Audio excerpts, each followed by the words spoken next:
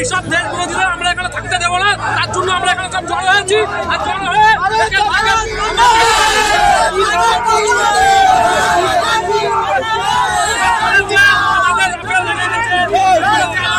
আমাদের মোদীকে নিয়ে পুরুচকাল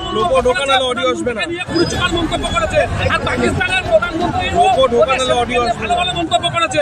এর জন্য আমরা সব এখানে থাকতে দেবো না। এখানে যেখানে দেখা যাচ্ছে দেশের একাধিক জায়গায় ইতিমধ্যেই পুলিশ প্রশাসন নানান ধরনের যারা অনুপ্রবেশকারী তাদেরকে গ্রেপ্তার করছে, বা অন্যান্য জায়গায় যারা পাকিস্তানি তাদেরকে পাকিস্তানে, যারা বাংলাদেশি তাদেরকে বাংলাদেশে পাঠাচ্ছে। সে জায়গা থেকে পশ্চিমবঙ্গে একের পর এক পোস্ট, কলকাতা সহ বারাসাতে একের পর এক পোস্ট। কিভাবে দেখছে? এরাই তো হচ্ছে অরিজিনাল বহিরাগত। এদেরকে আগে বাংলাদেশে পাঠানো উচিত, মেরে পাঠানো উচিত। দেশ বিরোধী হচ্ছে। কোথাও গিয়ে বারাসাত বা মানে রাজ্যের পুলিশ প্রশাসন ব্যর্থ অবস্থায়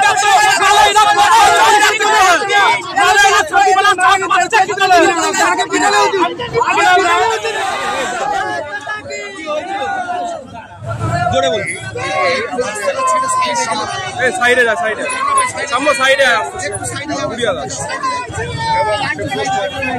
ভাইরাল করছে, ভাইরাল করে সব জনগণের কাছে দিচ্ছে। তার জন্য আমরা প্রতিবাদ করার জন্য তার কাছে আমরা এসেছি। এরকম ধরনের ভাইরাল কেন করছো? সে বলছে যে আমি ভাইরাল করছি না, আমি ভাইরাল করছি না। আর মোদীর সম্বন্ধে বিভিন্ন ধরনের মোদী, নরেন্দ্র মোদী, মুরাদাবাদ। মূলত এই যে ছেলেটাকে ধরে আপনারা মারধর করেছে বা এই পুলিশ আসছে রাস্তা অবরোধ, কারণটা কি? কি ধরনের পোস্ট করেছে?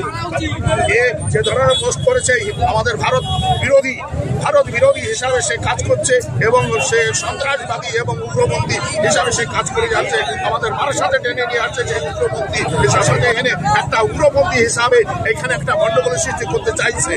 প্রশাসনিক তৎপরতার কি কোথাও অভাব মনে হচ্ছে? এদের প্রশাসনিক দিক থেকে আমার এবং মাননীয় যিনি আছেন তিনি তার অভাব রয়েছেন। আমাদের এই শহরে যে সমস্ত এলাকা রয়েছে সেই সমস্ত জায়গায় আমাদের তদারকি করা উচিত এবং তদারকি যদি না করে আগামী দিনে এর থেকে বৃহত্তম এরকম ধরনের আচরণ হবে এবং এই ধরনের প্রশ্ন তারা বাইরে ভাইরাল। কি চাইছেন? আমরা চাইছি প্রশাসন আছেন তিনি যেন কঠোরভাবে পরিস্থিতি এলাকায় তা যদি না হয় জনগণ এইভাবে খেপে উঠবে। আগামী দিনে এর থেকে বৃহত্তম আন্দোলন।